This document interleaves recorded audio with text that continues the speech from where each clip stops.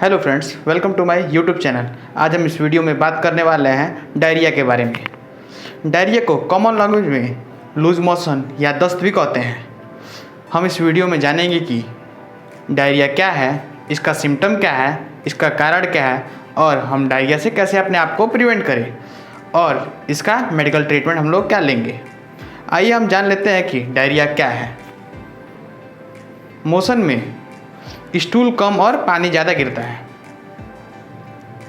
Patient को पेट में हमेशा गुड़गुड़ाहट की आवाज़ आती रहती है और उसके पेट में ऐंठन जैसा दर्द महसूस होता है। पेशेंट का स्टूल एकदम लिक्विड की तरह गिरता है। उसको मोशन के लिए बार बार जाना पड़ता है। मोशन करते वक्त बहुत ज़्यादा आवाज़ होकर मोशन होता है। मोशन में स्टूल में कभी कभी अनडाइजेस्टेड फूड भी गिरता है। कभी कभी रोगी को अपान वायु निकलते वक्त स्टूल भी बाहर आ जाता है, जिससे पेशेंट के कपड़े तक खराब हो जाते हैं। किसी भी प्रकार का फूड ना लेने पे पेशेंट को बहुत ज़्यादा वीकनेस हो जाता है। उसके शरीर में झंझनाहट होती है, उसके पैरों में दर्द और कमजोरी महसूस होने लगती है। पेशेंट को महसूस होता है कि वह हमेशा लेटा रहे। यदि पेशेंट को मोशन जाते वक्त बहुत ज़्यादा फ्लूइड गिर जाता है, तब पेशेंट को कमज़ोरी, उसके स्किन पे झुर्रियाँ, आंखें अंदर की तरफ धस जाती है और पेशेंट बेहोश होने लगता है। इस स्थिति को हम लोग डिहाइड्रेशन कहते हैं। बहुत ज़्यादा डिहाइड्रेशन हो जाने की वजह से पेशेंट खतरे में जा सकता है। इसलिए समय रहते ही पेशेंट को हॉस्पिटल में एडमिट करा देना चाहिए। आइए हम बात करते हैं कि डायरिया का क्या मुख्य कारण है। डायरिया का मुख्य कारण इंडाइजेशन है। अपच, खाना प्रॉपर तरीके से डाइजेस्ट ना हो जाने की वजह से भी डायरिया हो जाता है। पेशेंट बहुत ज़्यादा अगर ट्रैवलिंग करता है तो इस कारण से भी डायरिया हो सकता है। आंतों की गति, कंस्ट्रक्शन या रिलैक्सेशन बहुत ज़्यादा बढ़ जाने पे भी डायरिया होने का खतरा रहता है, जिसे हम लोग पेरिस्टाल्टिक मूवमेंट भी कहते हैं। आंतों में सूजन आ जाने की वजह से आंतें प्रॉपर रूप में काम नहीं कर पाते, इस वजह से भी डायरिया हो जाता है। अनुकूल भोजन ना करना, गंदे पानी पी लेना या गंदे वायु ग्रहण करना या गंदे जगह पे हमेशा रहना, इस वजह से भी डायरिया हो जाता है। मौसम चेंज हो जाने की वजह से भी डायरिया हो जाता है। आपने देखा होगा कि गर्मी के मौसमों में लू लग जाने की वजह से भी पेशेंट को डायरिया हो जाता है। कुछ मेडिसिन के साइड इफ़ेक्ट की वजह से भी डायरिया हो जाता है, जैसे टाइफाइड, आंतों की टीबी और हैजा जैसे रोगों में भी डायरिया हो जाता है। आइए अब हम बात कर लेते हैं कि डायरिया से हम अपने आप को कैसे प्रिवेंट करें और इसका मेडिकल ट्रीटमेंट क्या क्या लेंगे। अगर आप नियमित रूप से कपालभाति, प्राणायाम, एक्सरसाइज करते रहते हैं तो आपकी आंतें हमेशा मजबूत रहेंगी, जिससे आपको कभी भी डायरिया होने का खतरा नहीं रहेगा। आप हमेशा स्वच्छ भोजन, स्वच्छ पानी, स्वच्छ वायु, स्वच्छ जगह रहेंगे तो आपको कभी भी डायरिया होने का खतरा नहीं रहेगा।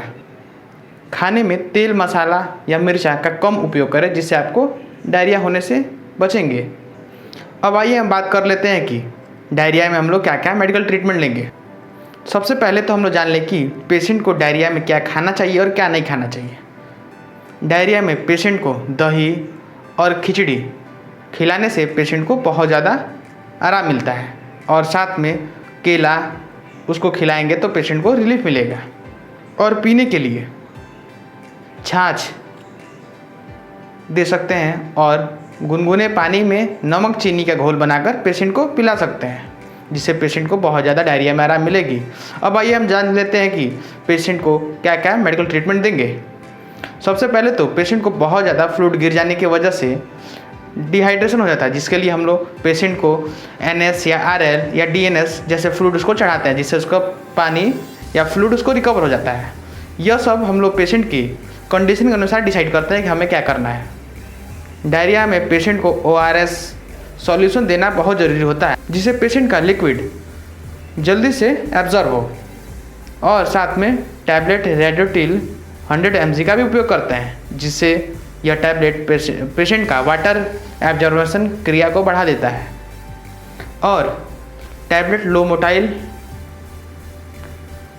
देने से पेशेंट का लूज मोशन कंट्रोल हो जाता है।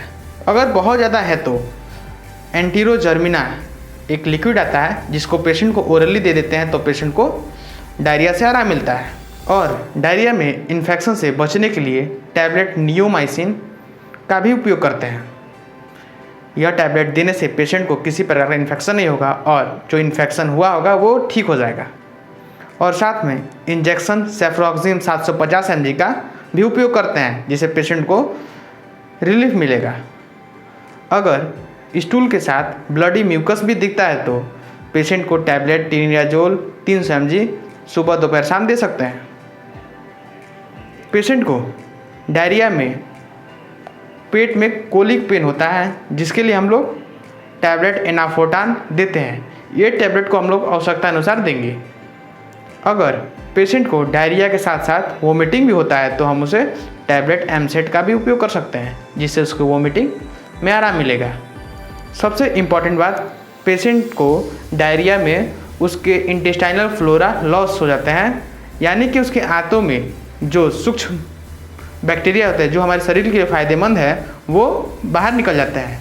तो हम लोग उसके लिए टैबलेट लीबायोटिक और टैबलेट न्यूट्रोलिन B+ टैबलेट का उपयोग करेंगे जिससे हमारे जो चीज़ लॉस हुई होगी वो रिकवर हो जाएंगे।